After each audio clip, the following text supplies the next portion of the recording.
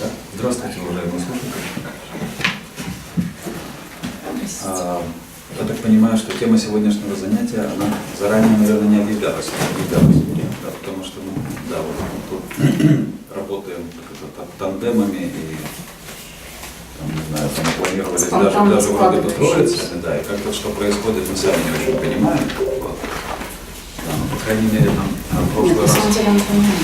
Да, поскольку вся программа этого курса, посвященная теориям субъекта, она предполагает, что мы работаем в неких таких, или на каждом занятии работаем с некими такими, условно говоря, полярными какими-то моделями.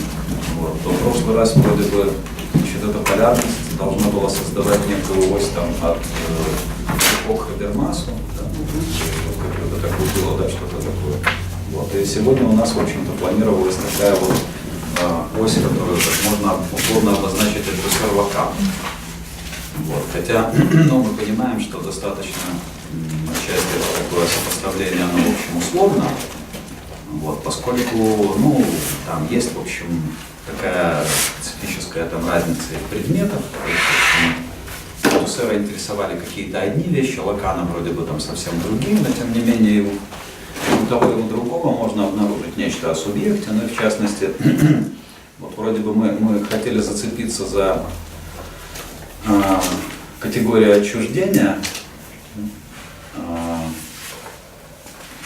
и в особенности, вот опять же, в связи с Альтусером, да, и вы помните, что у нас там в курсе социальной критики анализа тоже было занятие, которое было, собственно, посвящено отчасти анализу интерпеляции Альтусера, да, когда мы сели на Альтусера.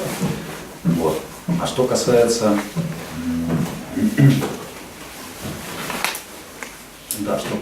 Лакана, да, то тоже тут можно, в общем-то, исходить из того, что отчуждение претерпевает некую, скажем так, трактовку применительную субъекту. Вот. И вот эти вот как бы два таких направления, одно из которых Альтусер пытается отрабатывать, другое Лакан, в каком-то смысле могут быть противопоставлены друг другу. Или, я не знаю, может быть, мы там придем в конце концов к какому-то, может быть, и принципу дополнительности, я еще не понял, короче говоря. Там, если помните, в тексте Лакана, если кто-то читал поле другого, вызывает к переносу субъекта и другое отчуждение, вот эту главу, да, кусочек текста, там как раз речь идет о значении латинского well, там или, да, то есть что значит или в трех смыслах, да, так вот, я думаю, это как раз вот это сопоставление Лакана и Альтусера возможно в третьем значении смысла или, да, то есть Лакан там говорит или, то есть я могу пойти или там, не знаю, поехать в Москву или в Петербург, там, да, как бы одна возможность исключает другую, или я могу пойти пешком или поехать на велосипеде, и в общем не принципиально, то есть или в смысле, что без разницы, как бы, да, не имеет значения. В логическом союзе либо. Да, и третий вариант, да, третий вариант там наложение множеств получается, да. Как раз вот я думаю, в случае с этими двумя персонажами вполне возможно такое, да, какое-то наложение. В общем, я не буду разъяснять, что это наложение значит. Все примерно представляют. Или мы дойдем потом последовательно. Да, в общем, тематика будет такая, да, каким образом мы организуем работу, но, наверное, я все-таки начну с отчуждения, с категории отчуждения. Некоторым образом перейду к Альтусеру. Если будет такая необходимость, вспомним эту Альтусерову интерпеляцию, хотя я так понимаю, что те, кто был на прошлом курсе по социальной критике, вообще это уже такое расхожее такой, наверное, необходимости может быть и нет, но если только вот там кратенько опять же. Да. Но вспомним, поскольку этот момент, он у Альтусера, пожалуй, такое основное отношение имеет, потому что Альтусер нам рассказывает о субъекте. Вот, по крайней мере, если мы имеем в виду конституирование субъекта или его воспроизводство, да, или там, значит, его появление каким-то образом. Наверное, да, значит, да, естественно, наверное, потом все-таки предоставим слово Галине, но это я так думаю, вот она, может быть, скорректирует сейчас этот сценарий. То есть сначала выскажусь я, потом выскажется Галина. Соответственно, по текстам Лакана, да, вот по этим, которые касаются отчуждения. Я еще хотел вам предложить такой небольшой казус для анализа. который как раз, собственно, ну, можно рассмотреть с точки зрения альтусеровой интерпеляции. То есть мы его куда-то тоже вставим, я не знаю, или мы его, может быть, оставим на вторую часть занятия тогда, да? Или как мы сделаем? Сейчас, наверное, определимся по ходу. Ну, если ты хочешь рассказать все по Альтусеру, а потом я все по Лакану, тут ты головной слой фокус, ты можешь сразу показать. Или что? Или я могу тебя прерывать грубо на полслова. Нет, я в смысле, что нам нужно нам все равно нужно где-то обсуждение организовать, если мы уже сделаем. Ну, я бы, да, предложила как бы какое-то количество 15 там, минут, ты 15 минут, я, потом мы в общем втягиваем вас в обсуждение посредством провокации. Так было бы логично, да. А тексты почитал кто-то? Можно так чуть-чуть поинтересоваться, чтобы понимать. Кто-то почитал, но очень мало. Ну, кто-то читали. Хотелось бы все-таки потом к таблицам, вот этим формулам гомеостаза обсудить детально. Некоторые есть интересное предложение рассмотреть в других вариантах. Поскольку это перекликается. А можете уточнить, какую формулу гомеостаза вы имеете в виду? Ну, вот, в тексте Лакана это было или в тексте Альтусера? Там не было формулы гомеостаза точно. Вы имеете в виду наложение множеств вот этих? Гомеостазом, как бы, да, очень сложно это назвать, не ладно. Ну, тексты Лакана у нас были, да, значит, Альтусеров у нас не было в рассылке. Ну, не высылал. Тот текст, в котором речь идет об интерпеляции, об идеологических аппаратах государства, этот текст мы его читали тогда, мы сейчас просто можем его как-то тогда, в смысле, те, кто посещал. Немножко вспомнить, да. Что касается других текстов, там скорее, ну, доступных на русском языке, в частности, есть же книжка Альтусера, переведенная за Маркса. Вот. Там, в частности, есть такая работа «Марксизм и гуманизм», да, там идет, да, речь о субъекте, но скорее как об историческом субъекте, то есть там, собственно, речь идет, ну, так скажем, о некой методологии, я вот сейчас немножко про это тоже расскажу, вот. О том, как вообще там можно рассматривать субъекта. Вот. Ну и я тогда перехожу к категории отчуждения.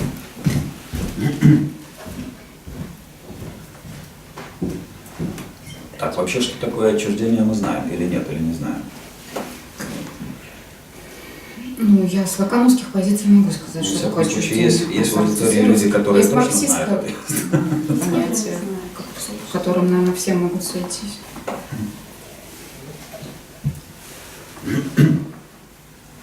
Ну, традиционно, то есть, ну, могут быть разные, да, всякие определения. Традиционно, то есть, вообще говоря, мы знаем, что категория отчуждения начали использовать, наверное, еще в эпоху Просвещения. Вот. Но понятно, что, значит, применялась она к политическим институтам, опять в каком же смысле? В том смысле, что люди создают нечто такое, да, что превращается в самостоятельные объекты, да, и потом эти объекты самостоятельные, они каким-то образом, опять же, противостоят людям, воздействуют на них, там, ну, в конце концов, даже, там, как, скажем, там, у Маркса, да, порабощают их, например, да, ну и так далее. То есть происходят всякие эффекты какие-то, которые вроде бы не предполагались. Вот этот вот, собственно, процесс некой такой, если так можно выразиться, объективации разного рода человеческих свойств, например, или, там, предположим, неких там результатов труда, предположим, или даже самих процессов. Да, вот. Вот эта вот объективация, да, превращение как бы чего-то, собственно говоря, исходящего от человека в самостоятельный объект, да, который потом на этого же человека воздействует, это, собственно, и называется отчуждением. Ну, обычно, в таком общем смысле этого слова. И, ну, мы знаем, что активно категорию отчуждения Гегель использовал, потом впоследствии Фейербах, потом впоследствии Маркс, ну и что, собственно говоря, делает Альтусер в этом смысле. Альтусер читает Маркса, то есть он перечитывает Маркса, вот, и начинает особым образом, собственно, это интерпретировать. Вот. Но я хотел на что здесь обратить внимание. Все-таки вот, ну, для того, чтобы опять же как-то выйти на субъекта, то есть мы должны иметь в виду, что, ну вот, там, предположим, то, что сейчас я вам расскажу, там, о человеке, об отчуждении и так далее, все это, в общем, имеет такое, скорее, некое методологическое значение для Альтусера, вот, который, в общем-то, пытается понять Маркса, да, что он про это пишет, да. Ну и, естественно, пытается нечто понять об обществе и о человеке, вот, исходя из этого некоего такого оригинального прочтения Маркса. Вот.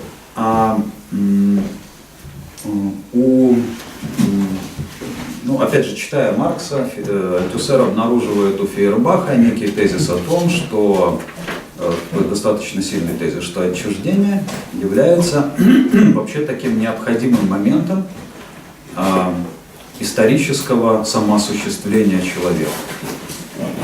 Ну, то есть тут вот, опять же, сразу нужно обратить внимание на этот нюанс. Дело в том, что мы понимаем, что категория отчуждения, так как она циркулирует, скажем, в популярном, например, марксизме, и по крайней мере, как обычно про это рассказывают, да, как обычно мы про это знаем, вот, она, естественно, используется для описания каких-то, все-таки нежелательных процессов.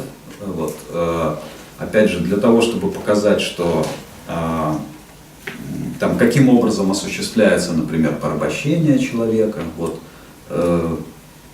те, кто ходят на работу, вы ходите на работу, да? Есть такие люди в аудитории? Да. 30 лет, представьте себе. То есть, да, человек, когда он утром просыпается, он понимает, что ему не хочется идти на работу. То есть это означает, что собственно, имеет место эффект отчуждения.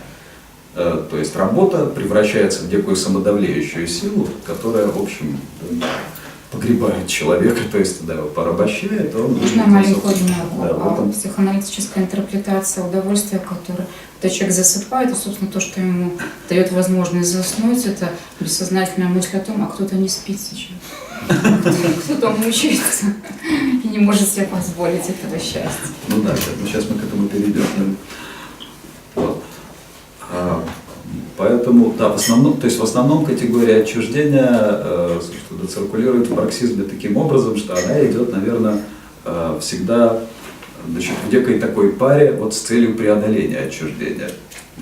Вот, и в этом смысле тоже можно, значит, много говорить. То есть Ахиллес гонится за черепом. Да, какими способами все-таки возможно вот это преодоление отчуждения, но мы понимаем, что это та задача, которую, в общем-то, когда-то Маркс опять же поставил, вот, и которая потом, естественно, успешно была не решена. Да, успешно была не решена. То есть это автономный такой субъект у нас получается.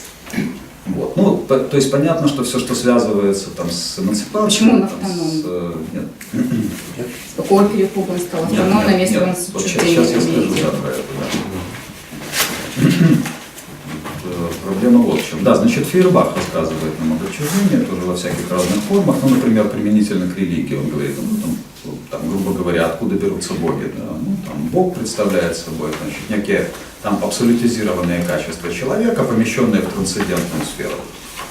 И потом, значит, эти качества человека абсолютизированные превращаются в некую самодавляющую силу, которая, опять же, на человека влияет, да, и которую человек просто не может не учитывать. Вот. Или там, не знаю, возьмите, например, любые там какие-нибудь трактовки, объективистские трактовки общества. Да? Ну, то есть, там, условно говоря, когда мы рождаемся, обнаруживаем себя существующими, мы уже попадаем в некое готовое общество. Мы понимаем, что с этим ничего не поделаешь, вот оно есть, да, такое, как бы, нечто объективированное. Да, и потом все социологи, начиная с Дюркгейма, там рассказывают нам о том, что там общество обладает нормативно-принудительной силой по отношению к человеку, да, к отдельному индивиду. Вот. То есть понятно, что в этом смысле, что ни возьми вообще, вот, да, все это является продуктом какого-то отчуждения, да, в таком смысле. Мы же понимаем, что там такие реалии, как общество, или будто там чего-нибудь еще, я уже про богов боюсь говорить. То есть вот есть нечто, созданное человеком, то есть есть вот технологии, которые созданы человеком и которые мне спать не дают теперь.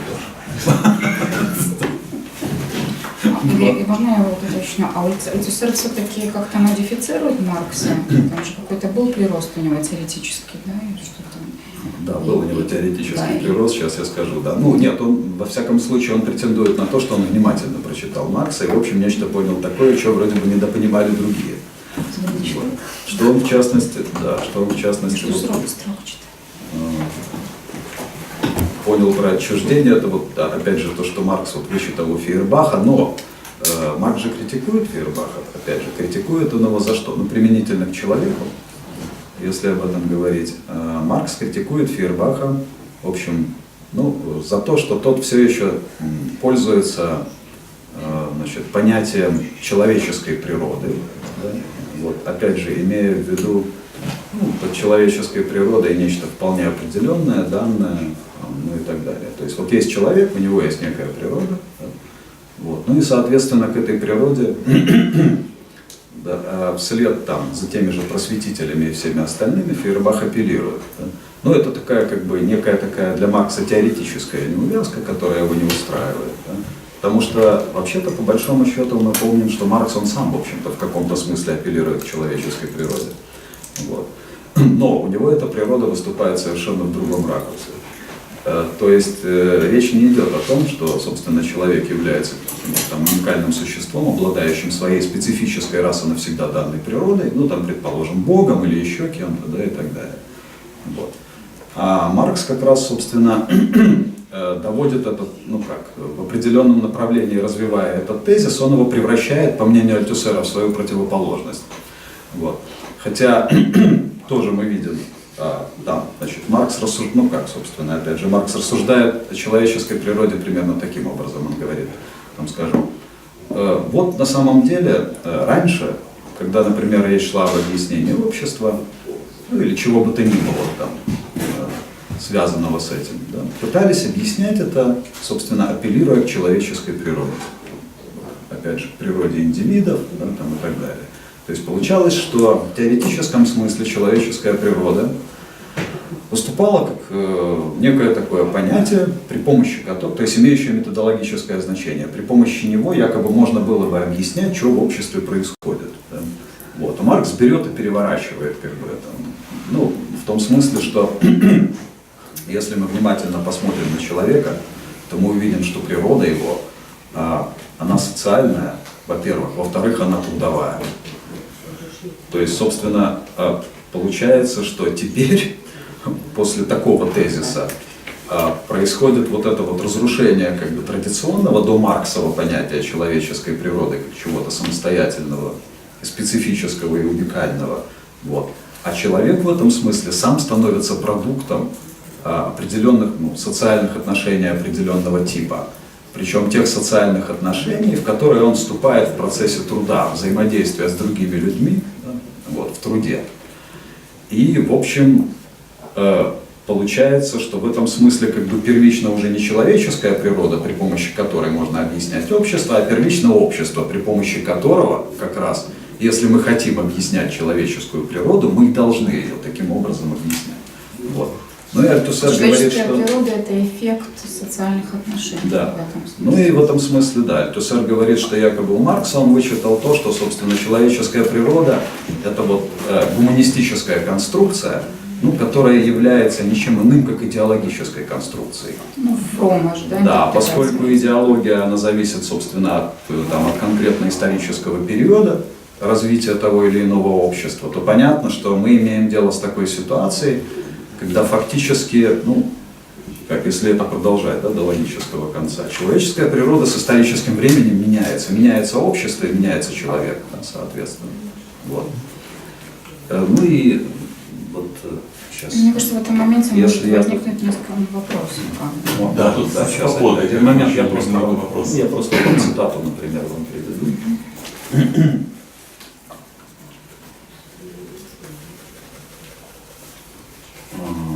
Так, сейчас один момент. Это вот у меня был тут хороший.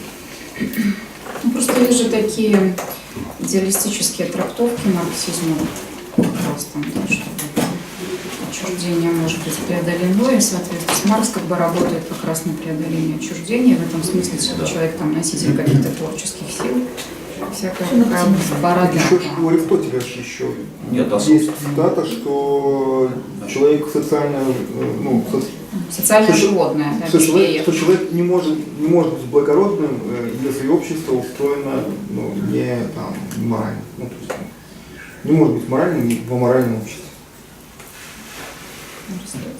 Вот, но дело в том, что, кстати, вот Альтусер же не отказывается от этой идеи там, об освобождении, он ее просто как реинтерпретирует, он говорит о том, что должна произойти так называемая реапроприация.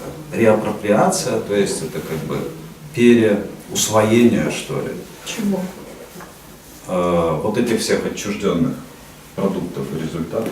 Я вспомнила. То есть надо исходить Да. изначально из отчуждения. Да? То есть, Ну да. то есть получается, что отчуждение Ну, конститутивного Альтусера тоже.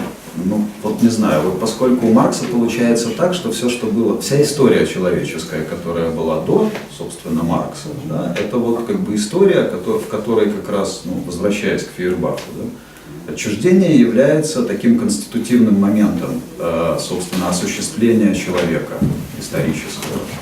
Вот исторически человек не может по-другому развиваться, только как через вот этот вот момент, вот через механизм отчуждения получается. А Маркс пытается все это дело прекратить. Да? Вот. Ну и соответственно, да, вопрос. Позвольте, а почему нельзя в таком, если в историческом контексте рассматривать, почему нельзя заменить слово отчуждение на слово потребность? Каким образом? То есть человек что-то отчуждается, у него появляется какой-то вот конструкт, какой-то, ну, дополнительное что-то появляется. Это формирует какую-то потребность, он из этого формирует новую идею и встраивает на назад систему. Получается идея. Тут, скорее всего, больше подходит слово конформация. Я не совсем.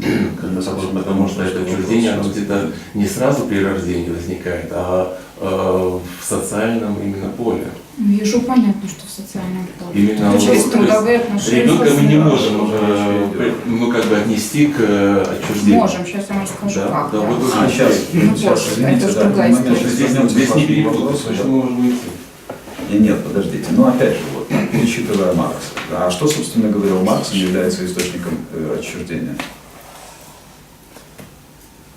Так в том- Ну, то есть должны быть некие социальные Да. условия или там факты, там, ну, в смысле, это какие-то феномены, эффекты какие-то, которые к этому и приводят. Вот. А Марксов анализ показывает что? Что это, во-первых, разделение труда, во-вторых, это товарный фетишизм. Ну вот, как бы исходя из этого, да, отстраиваются вот эти буржуазные отношения, вот, которые, собственно говоря, да, и ведут, ну, к этим эффектам отчуждения. То есть, да, ну, это опять же, вот мы должны это иметь в виду, да, что, ну да, понятное дело, социальные условия, да, порождают нечто, в том числе там, и человека, и так далее, и так далее. Да. То есть Вот. Каким? при капитализме получается, что при коммунизме отчуждения не будет. Естественно. Коммунизма просто не будет. Так вообще, да. Ну, по замыслу, да, то есть не должно быть, это же и есть, собственно, преодоление отчуждения. Да. Так, а все-таки я не очень понял. Я Я лучше вам объясню то, что вот более полно и подробно на перерыве. Ну, почему же мы Почему, тоже да. послушаем? Я последний раз напишу потребности. Ну, я просто Отчуждение считаю... это механизм, как бы, а потребность, какой смысл в потребность Ну, я просто вкладывается? объясню, каким образом, то есть я это связываю с культурным культурой, получается, очень много. Если мы берем какого-то человека, как, собственно говоря, формируется его культура. Есть какая-то потребность, есть спектр идей, и это все потом встраивается в какой-то, ну, своего рода кирпичик, получается, или какого-то Ну, гения. это такая И из очень этого, как бы, да, вот оно все вытекает. отдельная, да, история. То есть я не понимаю, а потребность как бы... Потребность в Как чем? вы определяете потребность вообще? То есть, ну, Мне кажется, это не такое потребность. очевидное понятие, на самом нужда в деле. чем-либо. Не обязательно что-то материальное, может быть потребность в эмоциях, в каких-то человеческих отношениях. в Да, чем так угодно. а откуда? Она же тоже не эссенциалистский характер имеет, да? То есть она вот к этому, она имеет тоже, ну, встроен, это тоже как бы, ну, какой-то механизм, да? Потребность формируется, потому что, ну, как бы есть... Не первичная Ну, есть условия Не первичная, для того, да. чтобы она сформировалась. Если мы вернемся в доисторическое время, когда-то у обезьяны возникла потребность взять палку в руки. И у нее появилась какая-то идея, что с этой палкой можно стучить кому-то по голове. Это Это как? слишком широко мы тогда трактуем. Нет, поэтому потребность, она сложно. может и не быть у кого-то и не потребностью. То есть это как бы... Нет, маркетологи сложно. трактуют потребность как социально обусловленную нужду. Ну, социально обусловлено, то есть именно социально. Нужду. То есть есть нужда. И уже из нее через социальные какие-то ограничения Ну, то появляется есть потребность. конструировано. Нет, Отчуждение если- здесь да. никак не, Нет, ну, не если речь идет о том, связано. что потребность социально конструируется, так никто не против. Тогда она и Ну, есть. так и есть. В этой связи, кстати, вообще надо отказаться от понятия потребности. Почему?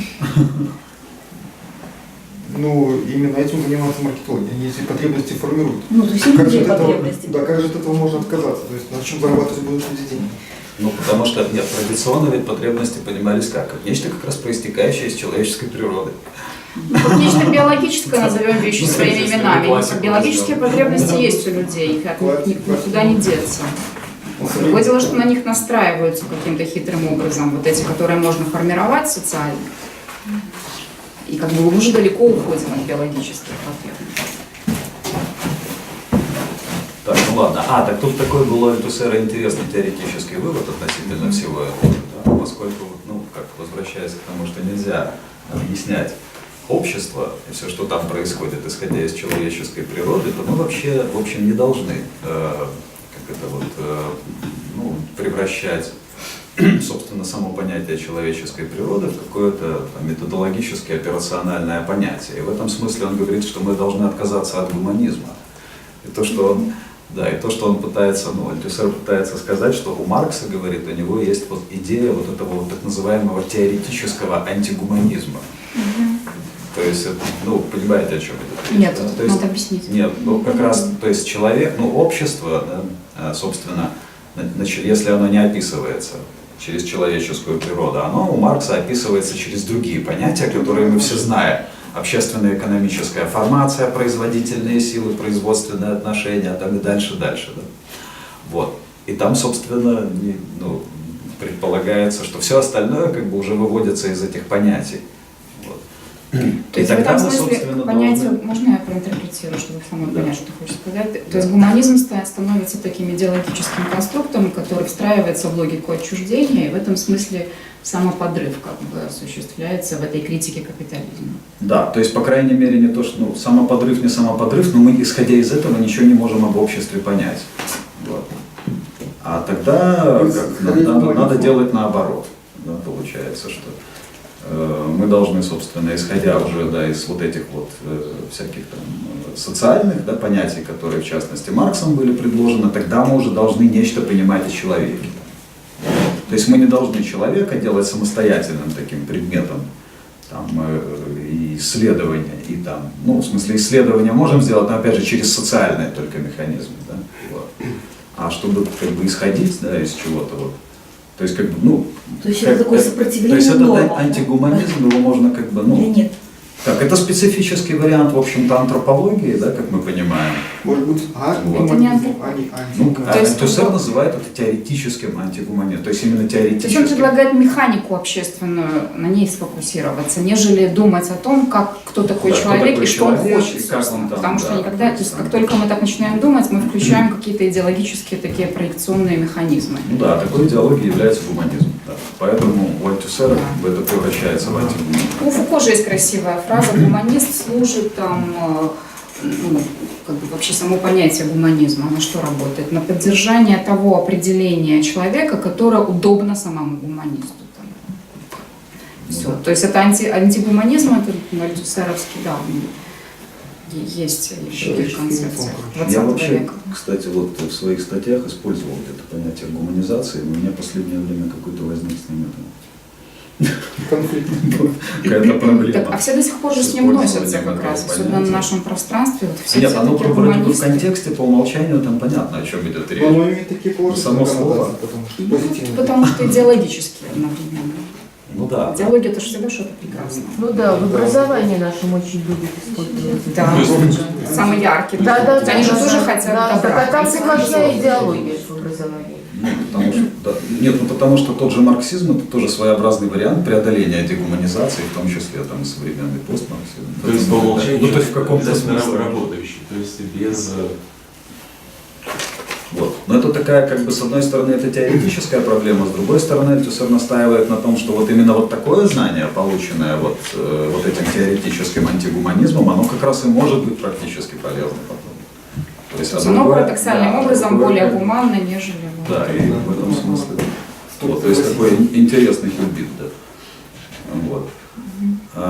Так теперь собственно, переходя к понятию субъекта, да, вот то, что все, о чем мы говорили до сих пор, это вот некая такая методология, и в рамках этой методологии, естественно, мы должны понимать и субъекта. Да, и тут мы должны возвращаться к этой альтусеровой интерпеляции. к этому оклику полицейского, вот, на который, значит, человек оборачивается, и этот поворот делает его социальным субъектом. Да, так вот, пока не буду пока казус предлагать, да, вот потом выскажутся, мы тогда попробуем по этому поводу нечто обсудить. То есть, Хорошо, опять же, подход, отчуждение да, тогда подход подытожим. понятен, сейчас один момент, да. Подход понятен, то есть, опять же,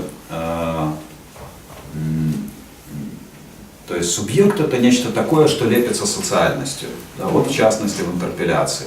То есть социальность есть, да, как нечто как бы отчужденное. И вот как бы это отчужденное таким образом нас захватывает, да, вот там поворачивает, да, и мы таким образом становимся социальными субъектами. Но опять же, в том смысле, что мы начинаем работать на воспроизведение существующего социального порядка. То есть, опять же, ну, то есть мы вот, опять же, являемся субъектами не столько там некими активными действующими субъектами, которые чего-то там изменяют, да, а мы просто таким образом вовлекаемся в социальное поле, о чем мы уже там делаем. То есть это как бы не важно, потому что первичен сам вот этот вот факт захвата, то есть сам факт интерпеляции. Да, вот. Вот, и получается, что потом уже мы идем по каким-то схемам, которые так или иначе вот этим вот социальным порядком предлагаются. Вот. Ну ладно, я в общем передаю слово Галине, да, а потом, если не забуду, значит, еще вернемся к одному казусу. Большой вопрос. А если, вот, ну, скажем так, чтобы выйти из этого порочного круга производства, нужно выйти из общества, да? А вот если всякие революционеры, которые перестраивают социальный порядок, они тоже являются, получается, субъектами, воспроизводят социальный порядок? С определенной точки зрения, да. Они владельцы господского бизнеса. Ну, на самом деле зависит от контекста, то есть надо анализировать конкретный казус в конкретном контексте.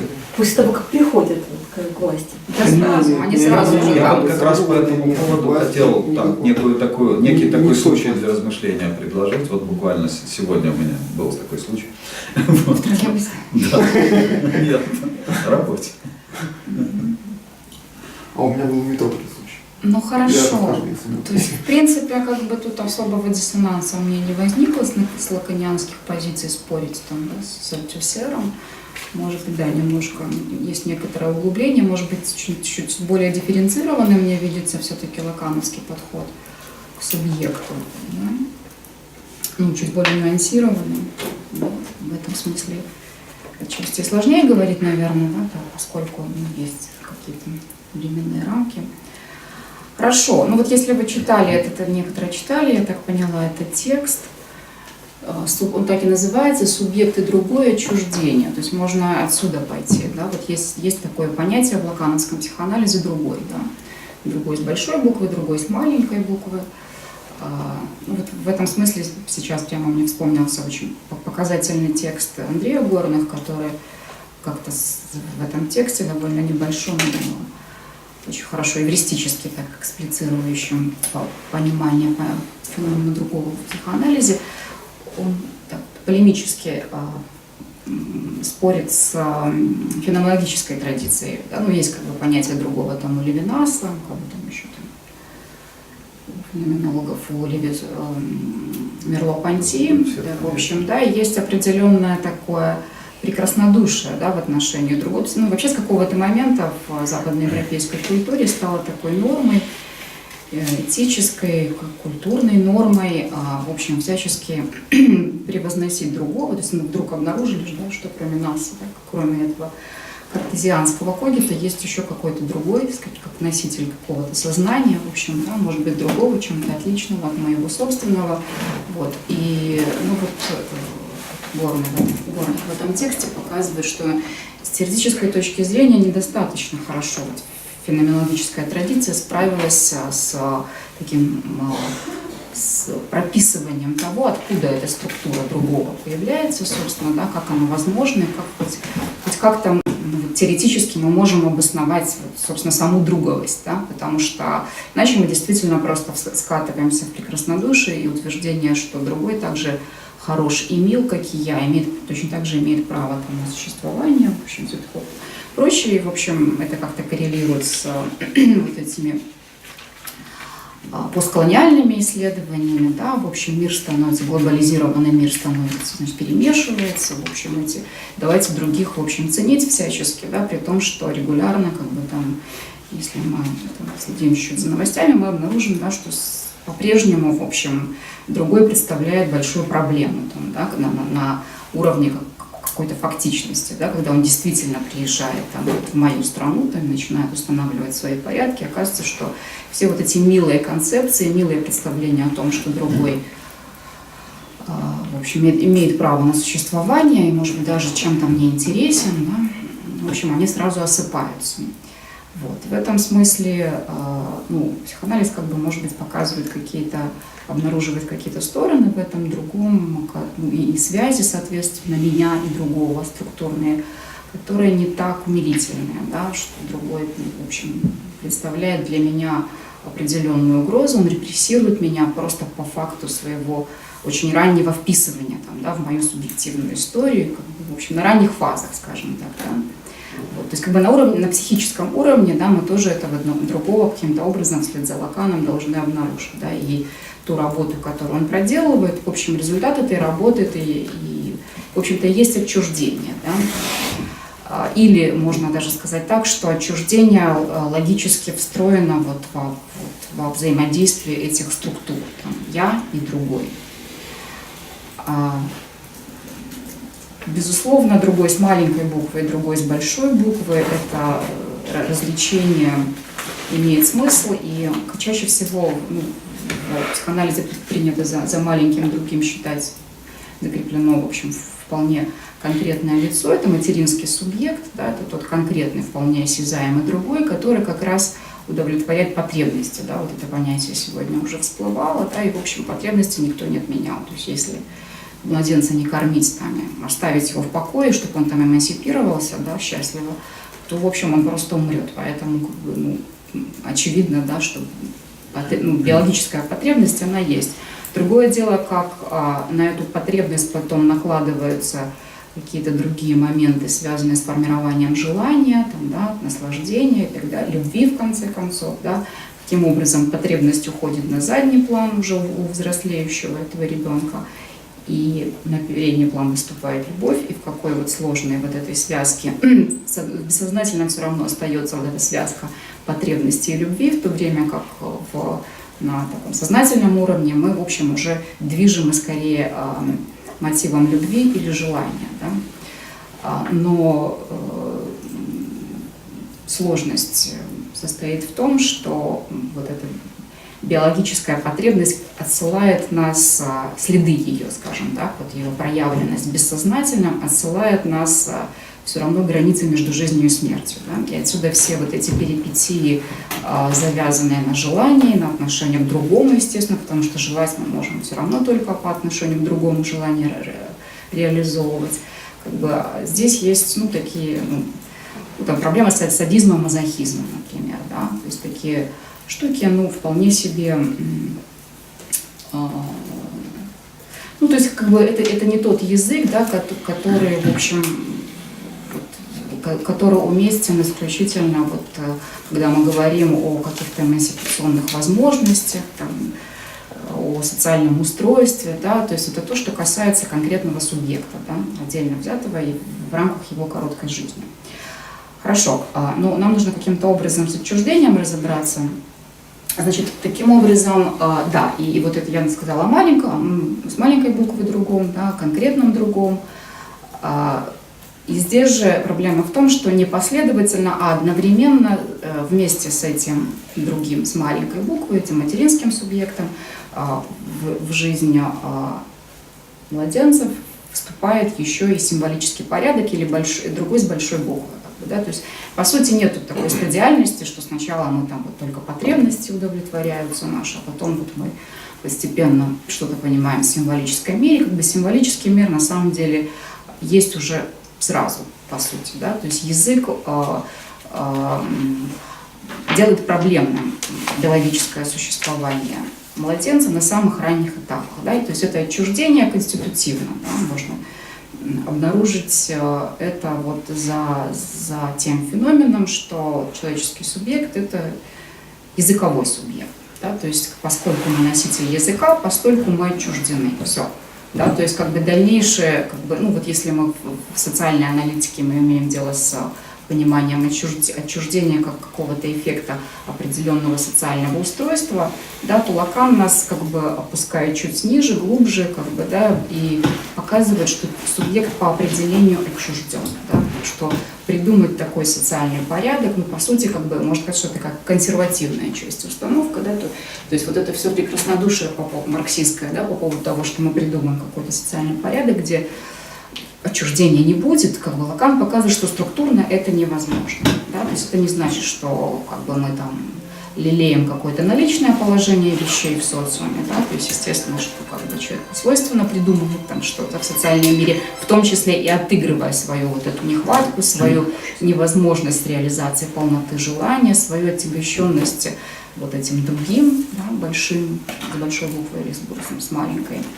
Вот, то есть как бы уже в самых основаниях своих сам субъект, и если помните, если кто-то читает тексты Лакана, у Лакана субъект это «с» перечеркнутое, да, перечеркнуто оно потому, что субъект не полон, да, он в его сердцевине нехватка, и не полон он, и недостаточен, опять же, в силу своей языковой природы, в силу расхождения языкового порядка, порядка культуры и биологического порядка. Да. Ну, то есть тут такие уже общие вещи, возможно. Я говорю, что, в общем, говорить о природном, каком-то о природной составляющей, о биологической составляющей, о телесной составляющей все равно можно только находясь в рамках языка. И в этом сложность, да, и в этом иногда такой коллапс языковой накрывает, когда говоришь, пытаешься говорить с точки зрения психоанализа, поскольку мы не можем абстрагироваться от этой биологической природной составляющей человеческого существа, он рождается, он смертен. Да? И половое различие в любом случае, и перипетии там, взаимоотношений полов связаны со смертностью. Да? Ну, я так пока набрасывала, Лакан очень подробно структурно подводит, да, показывает эту структурную связь, да, как это связано, допустим, пол и смерть. Тем самым, значит, мы можем говорить о биологическом, все равно находясь в символических координатах. Но при этом мы не можем сказать о том же отчуждении, как бы для психоанализа это было бы слишком легкой задачей сказать, что человек сконструирован социально, да? То есть природа человека социальна, ну как бы это понятно, а откуда берется именно это социальное измерение, да? И в каком смысле мы можем говорить о человеке, да, и о ну, как бы, да, вот какова механика, самое же интересное в том, какова механика, да, вот этого природного моей биологической составляющей и вот этого социального мира, который каким-то образом меня, ну, интерпелирует, как бы, да. Вот, то есть как бы в социальной критике получается так, что мы абстрагируемся от этой телесности, да? А психоанализ как раз исходит из неустранимости этого телесного начала. Естественно, что он уходит. Да? Вот в прошлый раз, в понедельник, мы говорили как раз, что Фрейд вот в этой работе по ту сторону принципа удовольствия пытается маневрировать. И видно, что ему тяжело, он пытается маневрировать между таким биологизаторским языком и языком метафизическим, да, как раз тем, чтобы увязать, да, вот как бы не упустить вот это телесное измерение субъекта и в то же время обозначить, ну, как бы психический аппарат показать, да, во всей своей сложной динамике, топологии и так далее. Да, так вот, вот эти все штуки, завязанные на телесность, на природности, они, в общем-то, по сути, не даны нам, да? То есть они в своей первозданности нам не даны. Ну, я позволю себе, хотя это не единственная возможность подойти к феномену бессознательного, позволю себе именно так сейчас определить бессознательное. Соответственно, бессознательное и возможно. Как бы, да, мы можем говорить о бессознательном, о другой сцене, о том, что разворачивается совершенно по иной логике, но там есть логика, нежели вот эта логика там, сознательного «я», «когита» и так далее, или «эго». Вот. Поэтому субъект отчужден, мы можем сказать еще и в других терминах, почему он отчужден. Да, у него есть вот эта другая сцена, бессознательная, которая имеет свою структуру, и мы субъекты бессознательного, да, с точки зрения Лакана. Да, то есть бессознательные... Это другой с большой буквы, да? Или тот с маленькой, который за ним стоит? Я тут ничего не понял. Ну, классическое, в общем-то, такое вполне простое определение большого с другой буквы – это символическая действительность вся. Да? Все, что связано с языком, да, со знаковыми системами. То есть язык – это символическое.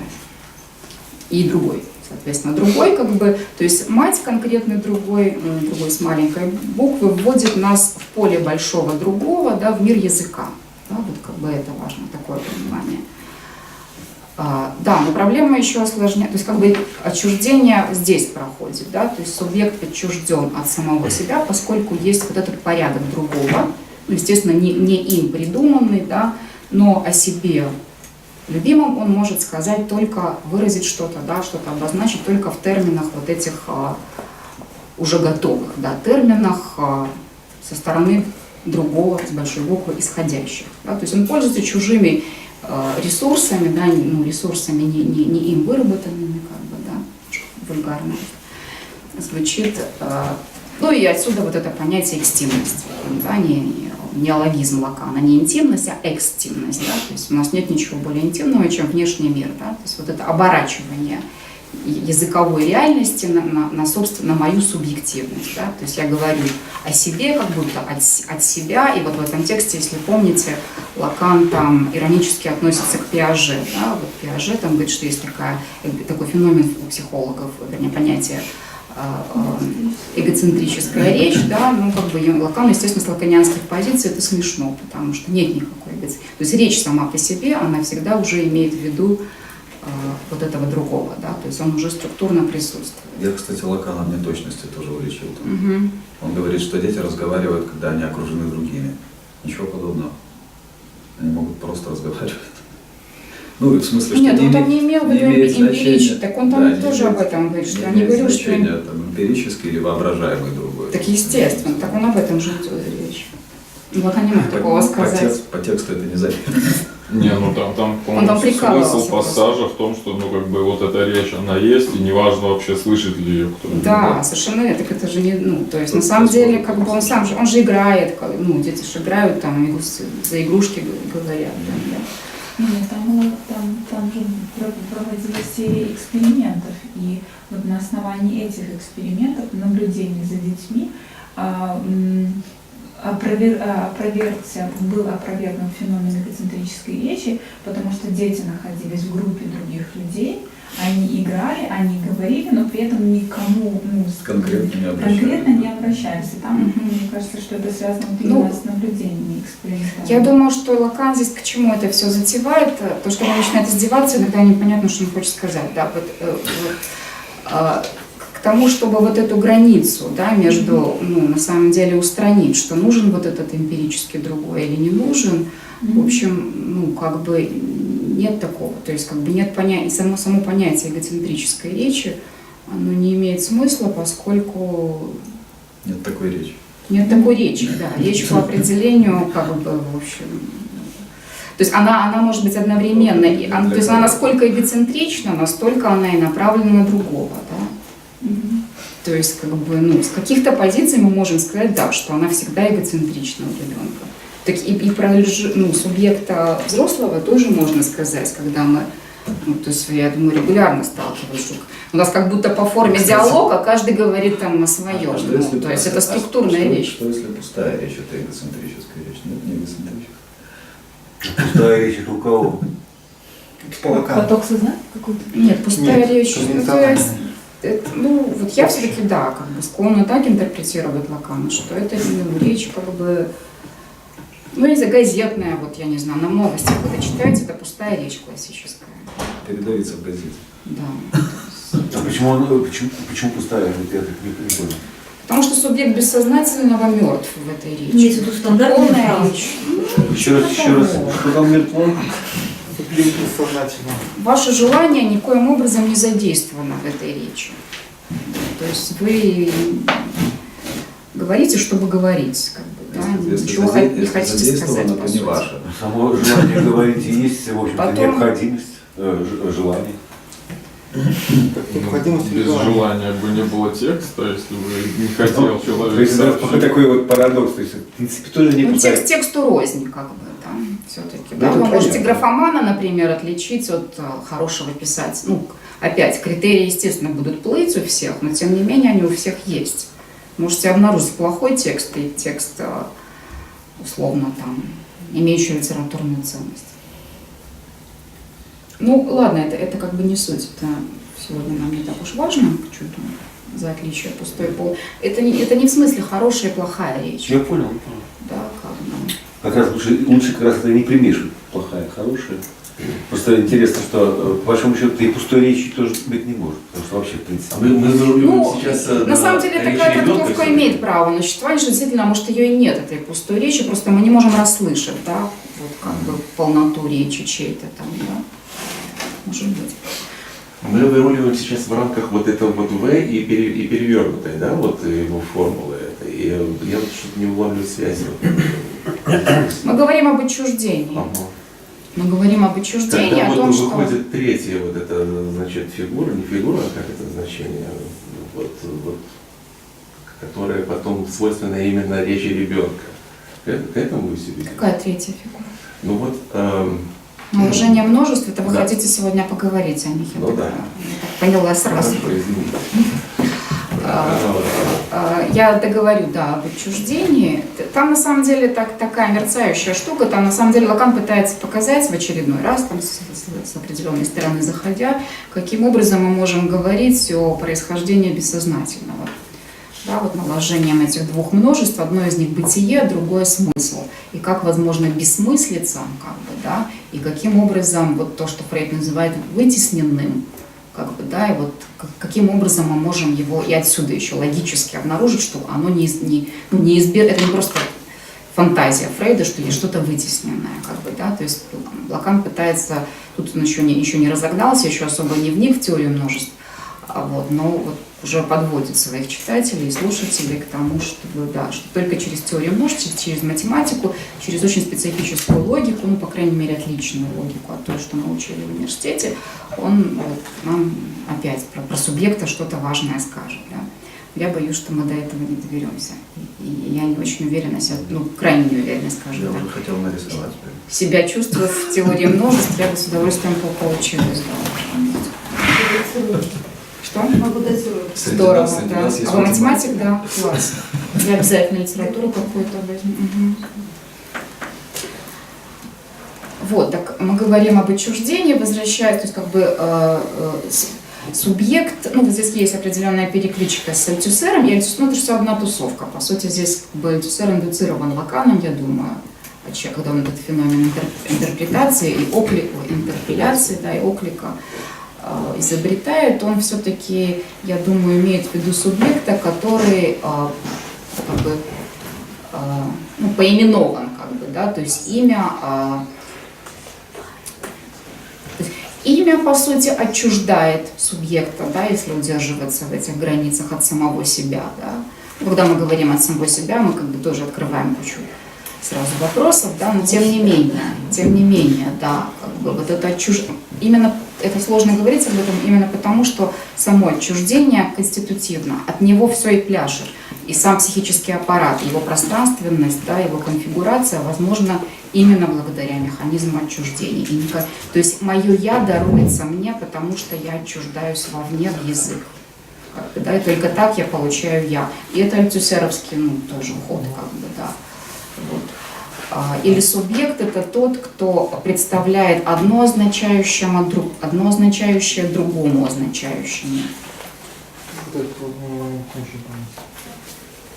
Ну, то есть, как бы здесь тоже такая чисто инструментальность появляется вот в понятии субъекта, да, то есть я всего лишь эффект, какой-то медиатор, посредник между одним означающим и другим означающим. Ну, я не знаю, там, как бы, мое имя меня, налагает на меня ряд все-таки каких-то ряд символических следствий того, что меня так зовут, а не иначе, есть, да, они работают каким-то тонким образом, да, что мою судьбу они предопределяют.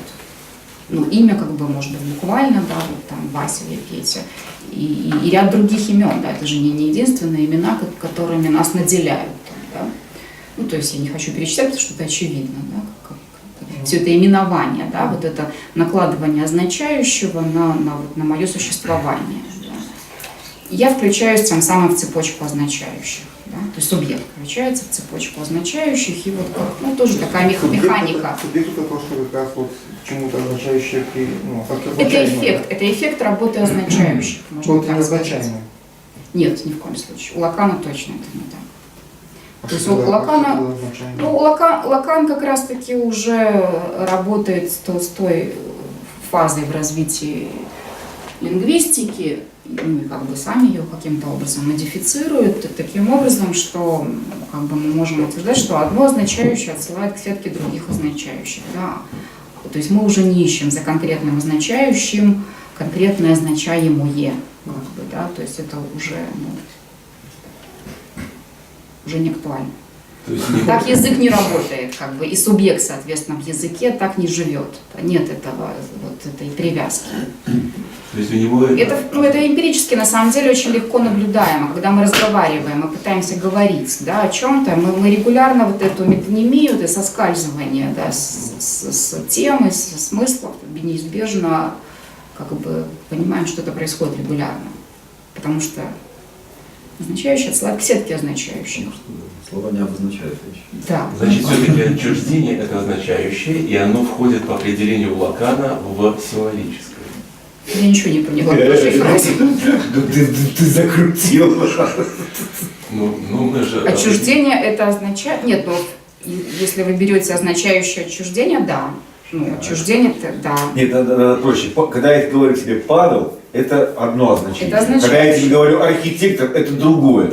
И так далее, и так далее, и так далее. И эта беспрерывная цепочка уводит в другие цепочки. И в результате ты распадаешься, тебя не существует. Ты, как это называется, ты растворяешься в языке. И, в общем, ты никого не интересуешь. Язык существует сам по языку.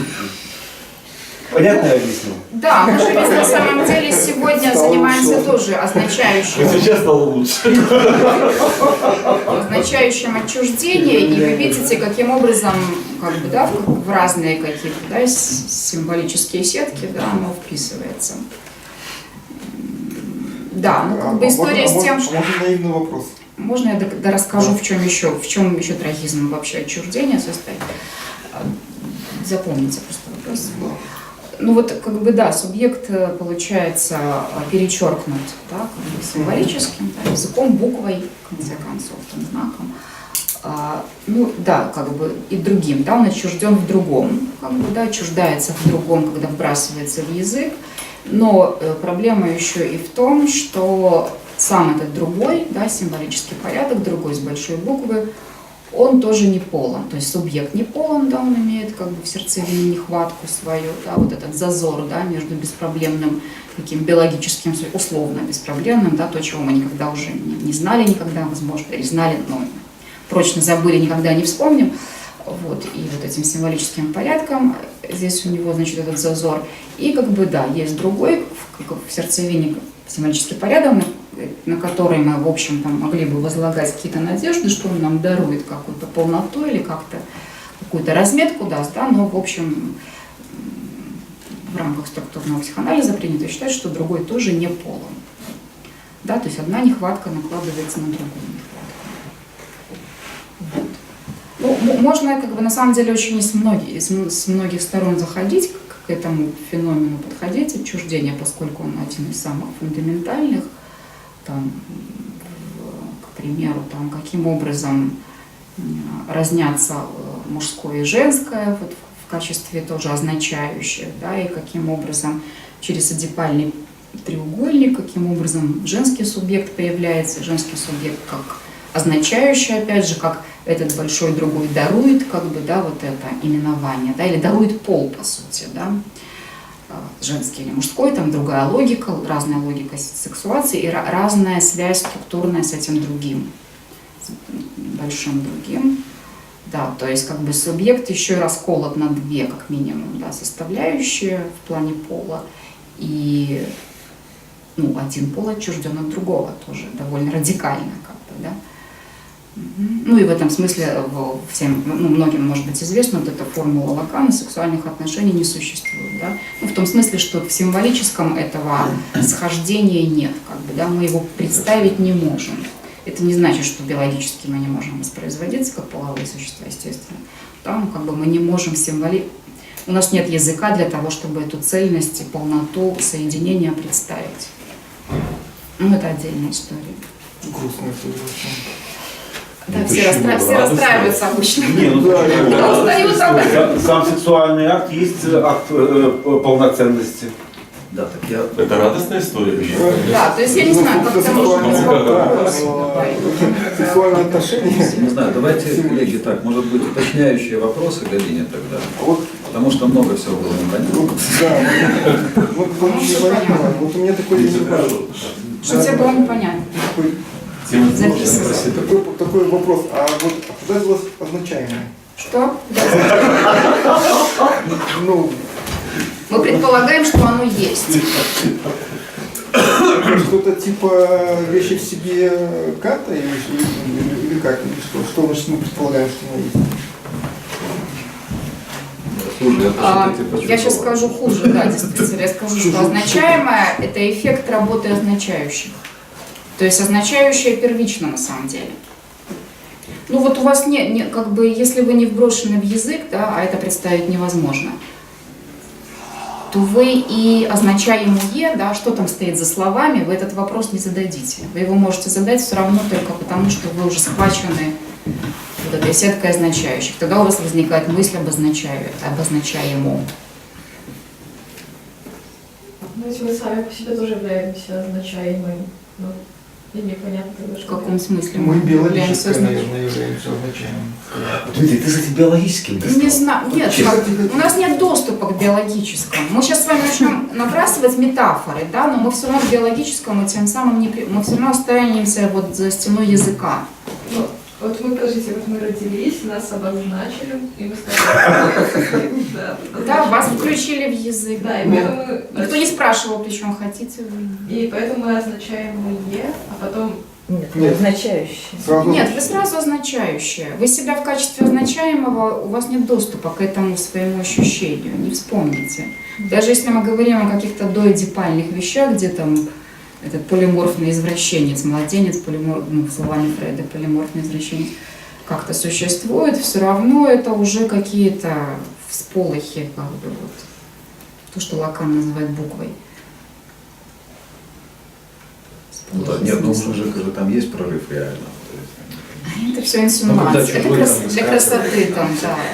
Но физиологи говорят, что язык мы уже усваиваем в момент зачатия. Я думаю, что к реальному, вот эти вот чужой вот к реальному имеет такое же отношение, как, ну правда, означаемое к означающему.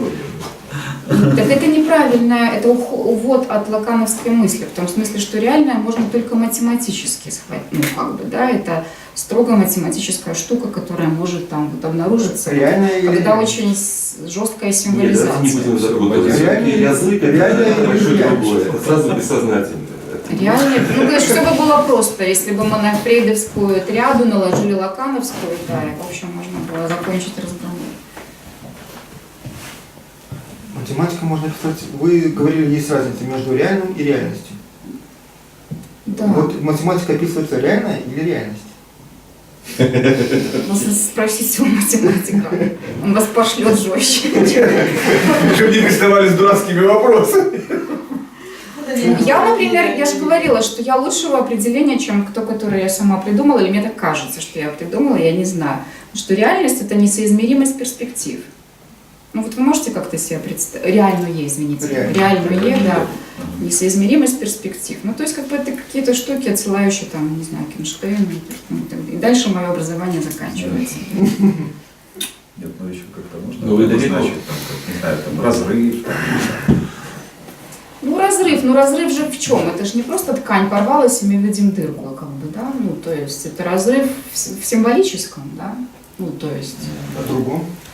Ну да, ну нет, как бы всегда есть соблазн сюда вот какой-то психотический порядок включить, да, вот ощущение острого психоза. Ну, Надеюсь, что никто из присутствующих его не переживал, и никто не стремится, да, поэтому как бы вот к эмпирическому опыту сложно апеллировать. И даже если мы с психотиком имеем дело, то что мы можем о нем сказать, даже если мы его видим, да, и что он нам может сказать? А учитывая, что общество у нас все вообще психотики, вот как сейчас не все психотики, будем строить. Психоз считается, живет каждый. Ну, как бы психические структуры, да, они на то и структуры, что если мы чисто формально, структурно рассматриваем, то они, безусловно, откуда берутся психотики? Естественно, как бы, что это тоже такая же структура субъекта, да, ну вот что-то пошло не так, да, где-то. Но если предположить, что реальность это всегда неизвестная, получается, что и психотиков нет, и психозов нет. Да, я говорю, Дима, реальность, чтобы мы не путали. А реальность — это как раз наложение воображаемого и символического. Да? То есть это наши фантазмы, более или менее, или мы считаем, что мы их разделяем с другими, как бы, и что мы как бы друг друга понимаем, хотя чуть глубже копнее, понятно, что не понимаем. Да? Но делаем вид, что да. То есть это как бы дарует, вот этот фантазм, воображаемое, дарует нам иллюзию цельности. Ну, скажем, да? Какое-то приближение к интерсубъективности. Нет, это скорее всего и есть наше понимание реальности. Это то прекрасное, чем любят баловаться феноменологи. Они считают, что эта интерсубъективность, она вот есть. Ну, вот с лакановских позиций это немножко, вот, ну, опять же, прекраснодушно, да, что чуть-чуть, вот правда, вот чуть-чуть, да, заострить ситуацию, и она распадается, эта интерсубъективность. То есть что мы можем делать вид, что мы друг друга понимаем. То есть социально это тоже такое, очень такое воображаемое. Да, вполне, конечно. Более того, все науки, вот то, что мы называем научным мышлением, оно тоже воображаемый характер носит, да, вот эти концепции связанные, цельные, как бы, да, вот с лакановских позиций, да, безусловно, здесь работает воображаемое, ну, символическое тоже, конечно. Да, у нас еще, коллеги, минут 15 осталось, да, Галина Вячеславовна? Можно начать? Еще один вопрос. Вот, смотрите, если пустая речь и вот все вот это вот, а что делать с шизопатиками, которые вроде бы говорят грамматически верное предложение, но смысла они не имеют? Это тоже как бы пустая речь? Это есть? Ну, вот Павел знает все ответы. Я не готова отвечать. У нас сейчас большой Я замечу, что вопрос, конечно, интересный. Сейчас же очень активно работают, ну вы знаете, одно из самых ноу-хау, это работа с искусственным интеллектом. И да, достаточно нейрология, как они там себя называют, но это реально это математика, это физика. Создаются нейросети, сейчас даже модно в них играть и так далее. Что как интересно, я читал исследования, да, создали фактически машины, которые пишут тексты, ну, назовем их пустые. Вот, они их пишут бесконечно, что интересно. Ну, Пелевина в СНАФе там были, да, дискурс Моргера как-то. Да, то есть это совершенно, и по большому счету, очень было интересно, включили тоже эти же мозги, включили на анализ текста, так называемого текста в социальных сетях. И как выяснилось, собственно, социальные сети работают по такому же самому принципу, только там уже пишут люди. То есть машина и люди пишут одну и ту же хрень. То есть текст воспроизводит сам себя, он совершенно пустой текст. Ну, есть грамматическая структура, которая действительно может работать без человека. Право, и, возможно, это можно... То есть вот эта фишка в том, что мы по большому счету думаем, что мы что-то пишем, в действительности мы ничего не пишем, мы только воспроизводим. Мы воспроизводим язык. И как у Лакана, мы являемся элементом языковой системы. То есть, по большому счету, мы выполняем в этой системе функцию. И функцию не отражаемого, а...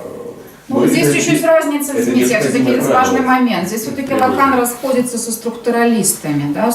Это как бы такой структуралистский ход мысли, как бы, да? Через нас работают структуры, ну, прежде всего, естественно, языковые структуры.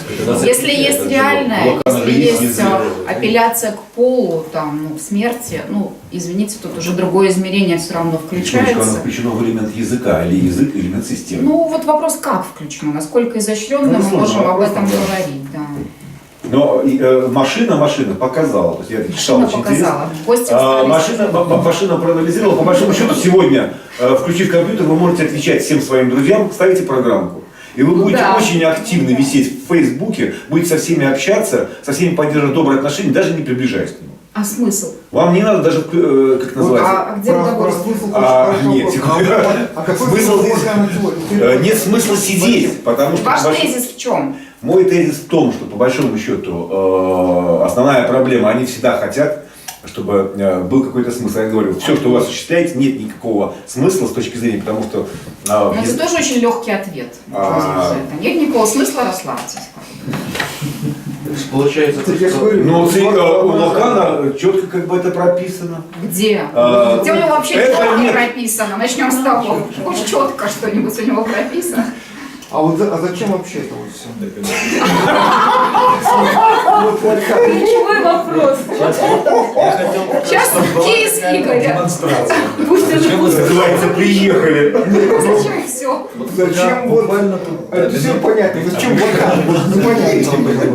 Минут 10, да, давайте вот подумаем вот на какую тему. Я эту надпись видел раньше на одежде. Вот. И сегодня, значит, у себя в институте я увидел студента в плаще, на котором сзади написано «Арестуй меня». А, это ж в сети гуляло. Ну вот как бы, ну не знаю там, где оно гуляло, но давайте попробуем этот казус, вообще говоря, проанализировать с точки зрения, вот, например, той же интерпеляции Альтюсеровой. Вот что бы это значило вообще? Но здесь меняются как минимум местами полицейский и вот этот субъект, которому оклик адресован. Вот он сам себе уже этот оклик обозначил, как бы, то есть какая-то процедура рефлексии здесь явно есть. Это какой-то автоответчик скорее. То есть это скорее он интерпеллирует полицейского. И это уже субъект, который... Предположим. Да, и уже окликнется ли полицейский, то есть он в любом случае окликнется. Вот эта интерпеляция, ты же всегда окликаешь, даже если ты не хочешь сказать, иди ты к черту, я не хочу с тобой иметь дело, ты все равно окликаешься, да? Ну, по большому счету, это надпись звучит «иди ты к черту». Это, в принципе, так же самое. Ты лох вообще-то, это я к тебе. Нет, это отчуждение второго порядка. Забывшая первый. Ну хорошо, а как это тогда трактовать? Это вот вызов вот какой-то порядку, да? Или что? Да, не вызов через иронию, это самый продуктивный вызов. Вызов через... То есть все-таки... легкий дестрой, не то чтобы вызов. Эффективный способ. Да, безусловно, потому что это уклонение. А другие мнения есть на этот счет? Это не связано, там в России сейчас арестовали активиста по поводу Навального, он там написал просто на окне, нас всех арестуют или что-то такое. Может быть, это просто Не, у нас появилось, это именно белорусское, как я поняла, ноу-хау. По-моему, нет, арест мне там написано на английском языке, то есть это еще... Я думаю, что это какое-то скорое, конечно. Может быть, я узнала в нашем контексте. Да, у нас обычно, у нас все слоганы, все ворованные, то есть где-то на английском что-то было. Ну, так же, как в метро. С нами теплее, это английский метрополитен начала 20 века. Я бы на какие обстоятельства обратил внимание? Ну, во-первых, понятно, да, сама надпись, а во-вторых, то, что она на спине. Если бы она была на груди, скажем, это другая ситуация. А если на ноге? То есть такой убегающий. Почему убегающий? Это как раз наоборот, типа ты за мной иди, да, не я к тебе, ты за мной. Эти вот штуки надо использовать для анализа, да, вот именно. То есть погоня. Ну мы все уже проанализировали. А потом... Нет, это не все. Нужно внедрять в практику. Я просто случайно не совсем знаком, хотел уточнить. Во что человек был одет? Он был просто одет в обычную одежду или это был латекс? Я тоже видела на кожаном плаще. Вы имеете в виду, что... Да, садомаза. Нет, обычная одежда, то есть обычная длинная куртка, на ней написано. Ну ладно, давай, хорошо, а если усложнить схему? Ну, предположим, власть отреагировала. Ну вот, вы знаете, что... Нет, это не бывает. Как она? Предположим, его арестовали. Ну, то есть она в любом случае окажется в дураках. Почему? Эффект есть. Почему она Ну хорошо, или не арестовала? Ну потому что что это власть? Это что, очевидно, что это ей? Почему это власти адресовано? Игорь, я где-то по этому поводу читал. В общем, власть не может реагировать на все такие надписи по той простой причине, она не в состоянии арестовать саму себя. Причем тут это? Например, если ты хочешь, я могу аналитическую интерпретацию, например, такую предложить. То есть это поддержание желания другого, по сути. Да, то есть вот как бы ты другой, это тот, который потенциально может меня арестовать, да? И я поддерживаю твое желание. То есть... И дальше что? Ничего. Сочувствие. Ну, как бы, то есть, по сути, в этом, здесь мы можем концептуальное расхождение обнаружить между социальной критикой, которая все время хочет побороть какое-то, ну извини, что я утрирую, какое-то зло, с тем, чтобы установить какое-то добро. А логика вот желания и взаимодействия с другим, вот структура сама, да, это все-таки уход от этого. Да, ну, как бы, по сути, да, это какая-то такая механика, которая уходит от логики блага, там, да, и, соответственно, если я поддерживаю желание того, кто на меня нападает, это, ну, это ни о чем не говорит. Ну, то есть это не добро, не зло, в общем. Нет, я понимаю, что это не добро, не зло. Ну ладно. Ну, а чего ты хочешь? Нет, То есть все, аналитически это так, я поддерживаю желание другого. Нет, ну тогда надо выяснять, а в каком смысле, как бы это, например, поддерживает там трансляцию, да, вот порядка господства существующего, или в каком Ну смысле все, не и мы уже поддерживает? ушли от здесь психоаналитического поля. Так, Опять вы возвращаетесь Вот тогда я не к- понял. Нет, ну, по-моему, поддерживать, не вообще- поддерживать, хорошо, плохо, как бы, да, то есть, ну, Нет. свобода наступит или не наступит. А разве или стоит- психоанализ занимается вопросом хорошо и плохо? Нет. Ну, так, почему мы так тогда расставляем акцент? Потому что по большому счету... Потому это... что не занимается, потому что психоанализ Нет, преодолевает ладно. логику блага. Вот и Да, всё. естественно, я это одна понимаю. проблема, да. Вторая проблема, а можно ли интерпеллировать полицейского? Вот как бы тоже интересно. Конечно, можно. Можно, да? Конечно. Он одним прочтением уже интерпеллирован, поверь. Вот. Сейчас все-таки достаточно тонко, мне кажется, интерпеляцию трактует. Да, конечно. Ну там, конечно, можно.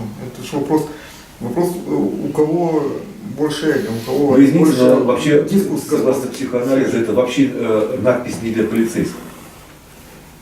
Чего? Ну, мы метафорически Так, мы не фигуру пробуем это используем ждать. полицейского, поскольку она Да, я говорю, включена что вообще в по большому антисеровский счету сюжет. это надпись не на другого с Ну, маленьким. вот эти сексуальные коннотации здесь тоже действительно могут работать, да, если это еще на кожаном плаще, как бы, да, то есть вот эти все БДСМ, да, призыв такой вступить в сексуальную игру, ну, почему нет, да. Ну, вот, Что где притихло. Ну давайте так, смотрите, байкеры от этого, на самом деле, проще не становится. одеваются и рисуют на себе все только для байкеров. То есть это для определенной группы людей. Это своего рода фетишизм, который позволяет, ну как это называется, найти свою группу. Нет, да, ничего подобного. Вы знаете, мы ушли Всё вот, это уже в нашем состояние выступлении массового. от тех связок, вот этих, или как это называется? Вы хотели про наложение. Подождите, когда По слова очереди, по очереди. в связке, они как бы... Что в связке еще? Помните, вот у Лакана он такие связки предлагает, смысловые, как свобода и... Свобода или кошелек? Да, Нет, да, свобода или кошелек. смерть, там, То да, есть, вот он, эти. мне кажется, мы опережили. Ну, тут мы немножко просто вот от отчуждения об этом. от тем, тут же Да. пока не говорит исключительно напрямую об отчуждении, да, поэтому, то есть, если вы хотите этот сюжет затронуть, мы можем его затронуть, и просто вопрос так стоит в том, чтобы мы спроецировали на феномен отчуждения, да. Ну да. Вот почему? Потому что вот эти связки, они очень интересные. Ну, задача бессознательно. здесь, задача Лакана, как я ее вижу, здесь состоит в том, чтобы показать несимметричность любых дихотомий, ну, любых, да, ну, вот, да, любого противопоставления, да, то есть выбирая жизнь или кошелек, выбирая кошелек, я лишаю жизни, зачем мне кошелек, как бы, да, если я, и даже если я выбираю все-таки жизнь более благоразумно, то это такая тоже покоцанная жизнь без если кошелек это буквально в таком фундаментальном смысле слова, без средств к существованию, Вот например, я да. связка свободы. Соответственно, и здесь жизни. выбор без выбора, да, здесь такое короткое замыкание происходит, да. Как-то неоднозначно все. И со свободой и смертью там примерно в той Нет, же... свобода и жизнь. То есть свобода и жизнь. Свобода или смерть? Свобода или смерть? Да. Мне кажется, ну как... И свобода или смерть, это здесь можно переход сделать, да, вот к этим всем освобожденческим историям, там, связанным с революциями, с марксизмом в том числе. То есть свобода сама по себе получается смерть, да? Если Ну свобода там как-то, да, так получается, что все наши желания, Смерть, свободе, стремление да, к смерти. оборачиваются смертью. Да, и стремление к смерти уже заложено, и буквально оборачивается смертью. Так что когда вам говорят «свободен», это вас, значит, послали на смерть. Ну вот да. Там повезло тому, кто погиб во время революции. На баррикадах. Он и есть А в роже? свободен. Субъект свободный, а все остальное. Ну да, и в этом смысле Лакан стебет на самом деле вот в этот социальный везде критический стебет. пафос, да, что, собственно, а что? Ну, то есть все время есть, всякая революция приводит, это как бы исторически уже видно, да, приводит к срыву, да, замысла. Ну, то есть что-то, естественно, изменяется, да, смещение происходит, но оно слишком далеко, оно, не знаю, может быть, метонимически, да, как-то смещается от, собственно, вот этого освобожденческого замысла. Ну, что, То есть что-то здесь не работает. Да, ну, как это и было, да, собственно. А где-то кто-то, была переводная книжка в советские времена выходила про революцию, и там была написано, что все стремления к свободе приводили к еще большему закабалению. Даже я про это писал. Так я вот этот вопрос как раз задал как раз таки в связи с предложением рассмотреть изменения «Арестуй меня», оно как-то связано тоже вот с этой растяжкой «Свобода или смерть». То есть человек изначально уже демонстрирует свою свободу своей надписи. То есть вот что он, ну, скажем так, не в поле зависимости. Ну да, будучи арестованным и будучи на свободе, он свободен и зависим ровно одинаково. То есть вот меня просто Такой посыл. вопрос, то есть предложение рассмотреть вот эту надпись, да, как раз таки вернуло в текст Лакана, который этих растяжках строит. Ну так предложите интерпретацию. Тяжело в конце.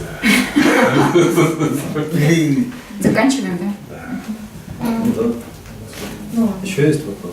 Ну, если очень, да, какую-то реплику. Вот опять же про язык, вот все такое, вот то, что мы воспроизводим сами себя, должно течение в той же русской литературе вообще футуристы, которые, и вот в частности Крученый, который создал стихотворение, состоящее чисто из звуков.